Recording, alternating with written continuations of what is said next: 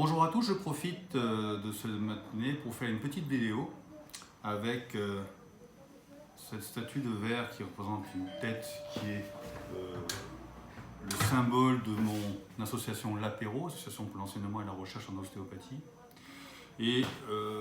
comme vous savez que j'aime bien travailler le crâne, enfin ceux qui ne le savent pas vont le découvrir dans les stages que je vous propose, l'idée c'est de vous faire passer en formation en 2 jours avec l'IFCO, l'IFFCO. Ce que je garde en mémoire en touchant un crâne, sur ce ballon crânien, sur l'empreinte qu'il veut nous transmettre. Souvent, j'ai la sensation de 2 hémi-ballons différents, un ballon gauche type gale de basket gonflé à 4 kg, un ballon droite type ballon de foot ou volley à 2,5 kg, 3,2 kg, et l'envie, une fois que j'ai cette asymétrie non visible mais qui saute au doigt et qui est palpable, de pouvoir réduire cette sensation au cours de mon séance ou pas, parce que il y a des choses qu'on peut réduire et qu'on peut sentir et d'autres qu'on peut pas ou moins, et qui seraient, et là j'en viens à ma formation,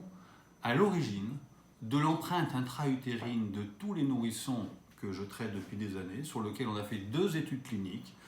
une en 2006 sur la RGO du nourrisson avec un gros travail en V sur la base occipitale pour libérer les masses latérales et donc les trous déchirés postérieurs et donc les nerfs 9, 10, 11,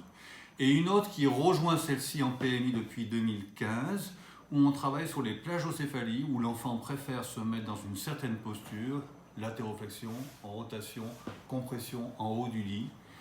qu'on retrouve souvent chez l'adulte qui préfère aller se coucher d'un côté plutôt que de l'autre et qui est déjà marqué à l'origine par son premier lit dans l'amphore utérine.